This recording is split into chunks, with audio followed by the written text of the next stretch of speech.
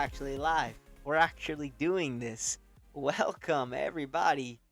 Fight fans, bienvenidos, fans del fight, to the Final Cut podcast. I'm your host, Joel Diaz, and I am here today with my co host, Anthony Ventura. Yep, I'm AV, and we're gonna recap 279. What a card it was, wasn't it? It was a great card, Anthony. It got shooken up at the very end. A lot of Oh chaos yeah, oh occurred. yeah. Stuff that nobody could even imagine was to happen, but nonetheless, we got the fights that most of us wanted. Yep. The card was definitely in shambles. Uh, Everybody got switched up. People were fighting 170, 180. It was crazy, but it definitely was a card that we wanted. Know we needed. Couple catchweight bouts. It was good. Let's start with the 180-pound bout versus Daniel Rodriguez and Li Jingliang. Yeah, what a fight! I mean, very controversial. I honestly think it went Leach's way, but Daniel was throwing some bombs, I guess, for 180. Well, D-Rod was the heavier man as Mm-hmm. he weighed in at 180 Yep. pounds. And, well, yes, it was very controversial indeed. Mm-hmm. And at the end of the day, D-Rod did get the decision. But what are your thoughts on that?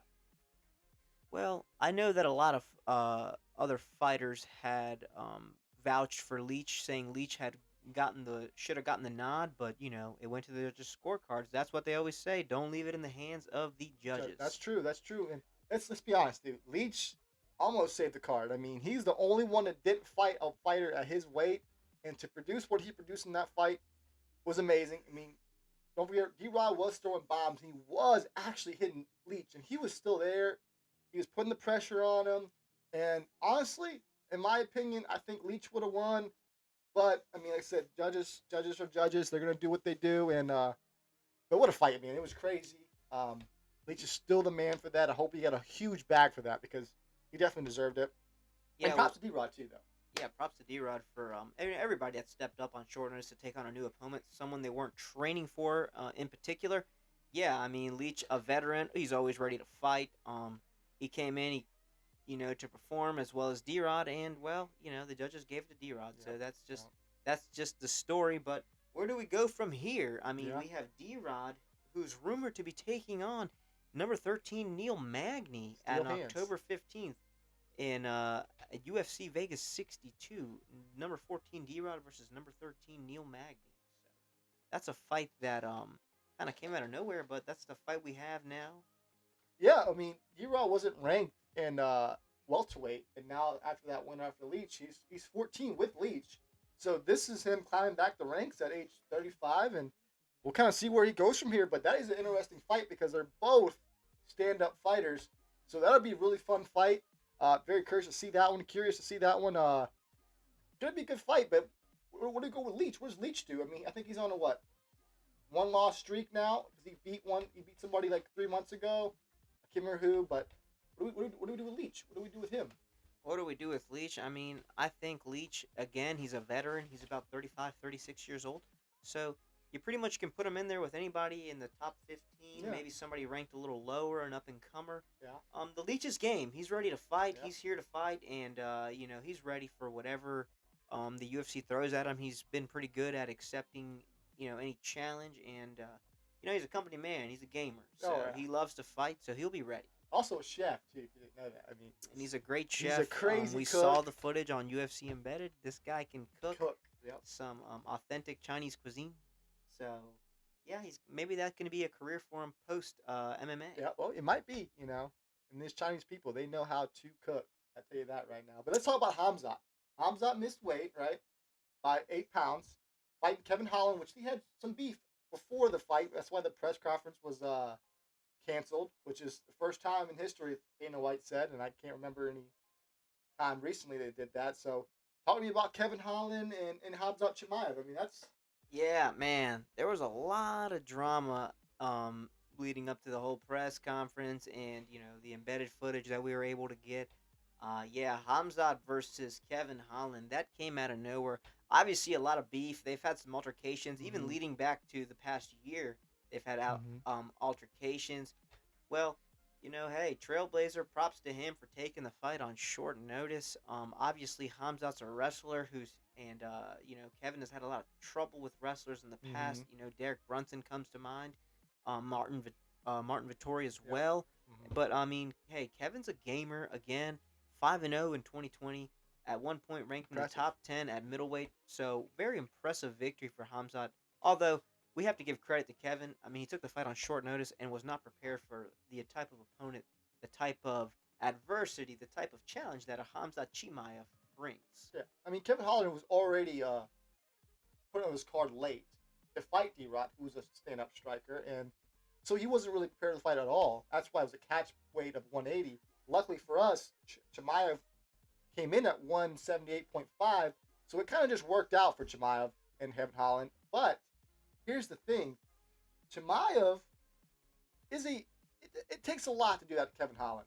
I mean, to get out of there in the first round, not a single landed punch. Chimaev's been in like 4 fights where not a single punch has been landed on him. No, we can't discredit what Hamzat did to Kevin Holland. Yes, Kevin may not have been prepared for that opponent, but to get the first round submission over such a tough fight, such a tough Yep. challenge, Oh and yeah. Kevin Trailblazer Holland, man, the hype is for real.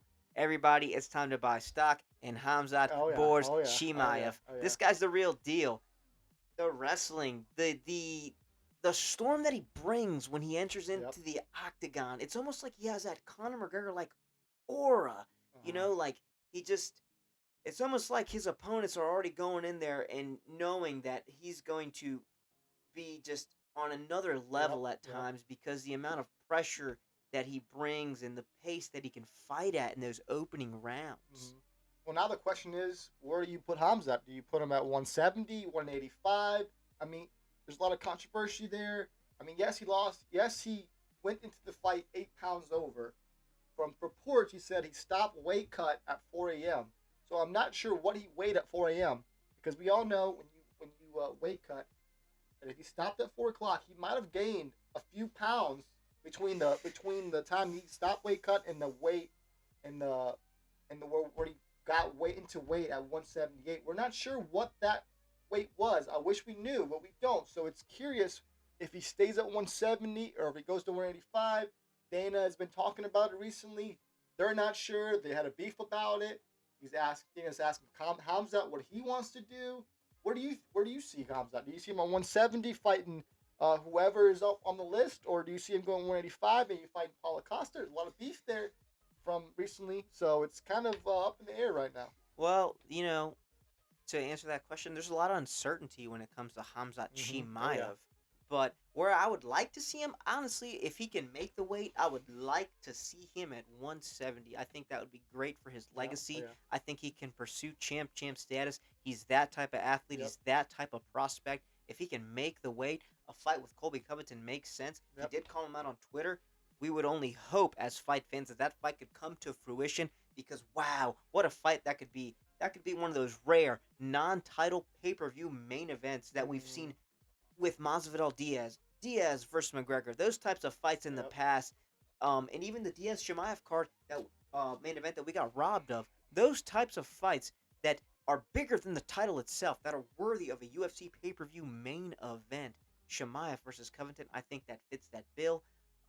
Very tough fight for Shemaev based on Colby, what he's done, his past Mm-hmm. performances, the cardio, the pace, the wrestling, to be able to match Hamzat in stylistically as far as the wrestling goes, Yep. it would be just such a spectacle. We saw how Hamzat looked against Gilbert Burns, and I think this would be a tougher test than Gilbert Burns. Yep. So I would like to see him there. Yeah, like a dream match, and it's cool because it kind of puts Colby back in the title contention if he does fight and he does win. We don't know what's going to happen, but it gives Colby a chance to go back for that title because we now know that title has now changed hands.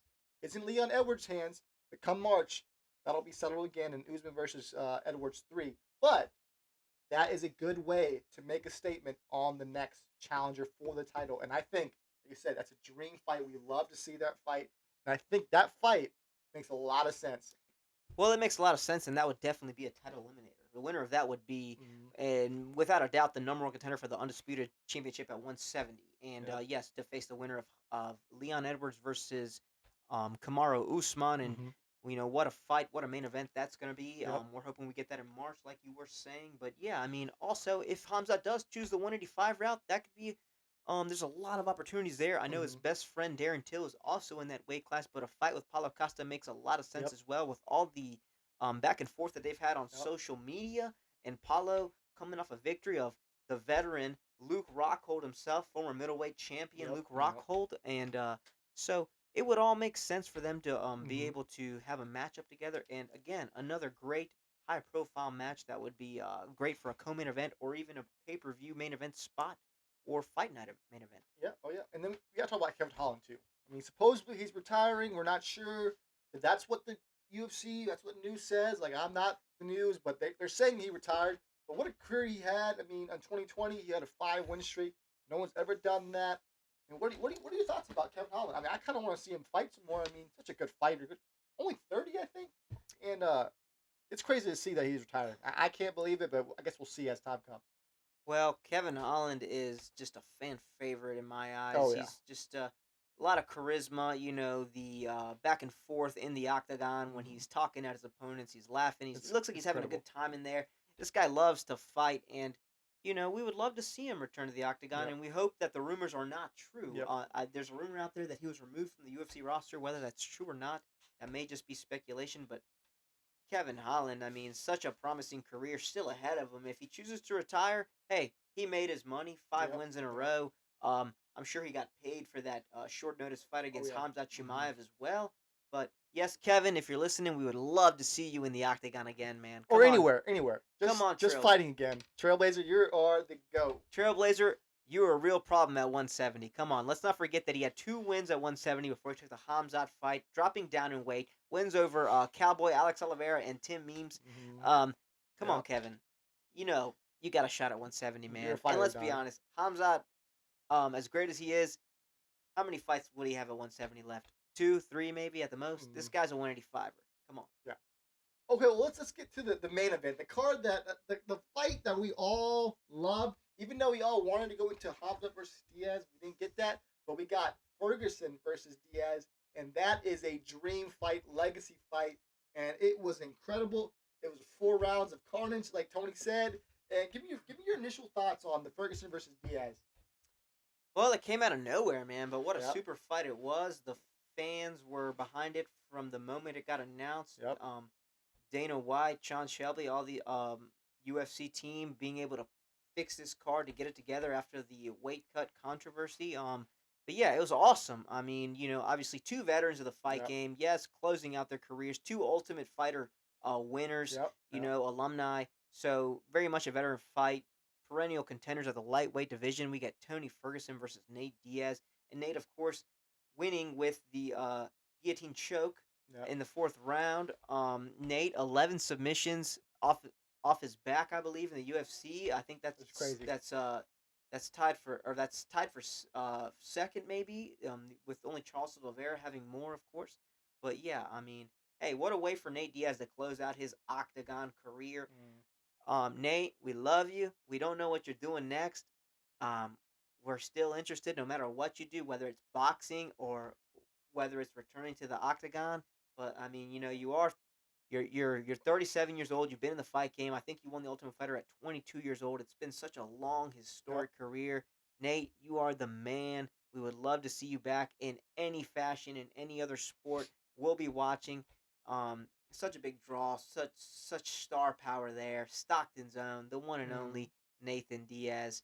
So yeah, we're hoping that we can see him soon. We're not sure exactly when, Mm. but for Tony as well. You know, he's currently ranked 15 at lightweight, so we're gonna see where he goes from here. Well, we'll see what the UFC does with him because he's on a 5 losing streak. So that's not the greatest. We get it. Fought some beast. Oliveira, Diaz, I'm not sure where else, but fought some beasts. So that's for sure. But before that, he was on a 12 fight win streak, which that's incredible. And then Diaz, I mean, just incredible fighter, incredible, just superstar. Do whatever he wants. Balls on his court. No UFC contract. Stopping him at the point at this moment. So we'll see what he does. But Tony is very interesting because he was a lightweight ranking interim champion. Now I think he's moving up to 170. Does Dana let him keep going at 170? That's very interesting. And if he does, how many fights left does he have in his career? I don't know.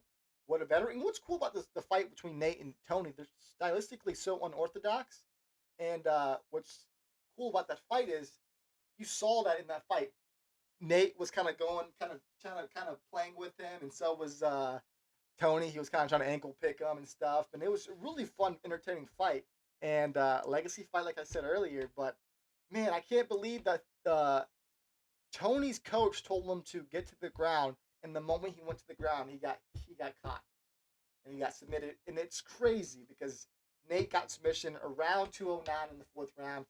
What a just a monumental to his career right there. And we'll see what's up with Nate. We'll see what's up with Tony. But man, what a fight!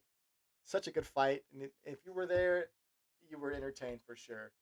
Yeah, exactly. I mean, both of these guys, aging veterans, and what can we say? I mean, the hours and all the time that they've put into the sport, it's amazing. And, you know, big fan bases for the two. We wish Mm-hmm. them both well. We are obviously super fans of these guys. Tony Elkugui Ferguson, Nate Diaz, Mexican Americans, big fans. And we're just hoping Mm-hmm. that we get to see them in the octagon soon. We get to see them performing soon. And we're excited for their next Yep, matchups. yep, yep. And that's pretty much the recap of 79. It was such a great card. It was kind of a last minute card because it was kind of weak before it, but then Ferguson got on there, D-Rod got on there, and it just turned out to be just an amazing night, controversial night. But let's talk about a little bit about our other podcast coming up. We got the weight cut podcast coming up in 2 weeks, where we're gonna talk about UFC 280. What an incredible, probably card of the year, I would say. Man, I can't think of a card that's been better so far. No, This no. card live in Abu Dhabi, 2 p.m. Eastern Time, New York City time. This card is crazy from top to bottom with our featured prelim. Featured. Let's be honest, Our featured. featured Featured. prelim, Sean Brady versus Bilal. Remember the decision. I'm sorry. Remember the name. Mohammed Bilal. We love you. You've put in the work. You're an awesome fighter. Yeah, man, this fight right here, the undefeated Sean Brady Mm-hmm. taking on Bilal Muhammad, two great grapplers in the featured prelim spot. Wow, complete fireworks. Then we got Sugar Shot O'Malley versus Petro Yan, which is an incredible fight. Such a ranked 13, ranked number one. I mean, that's a big step for O'Malley, but also Yan. It's you better come to the fight prepared because it's gonna be a fight that could either put him into the next title contention or I'll put O'Malley in the next title contention. So that's crazy. We'll talk more about that fight next week.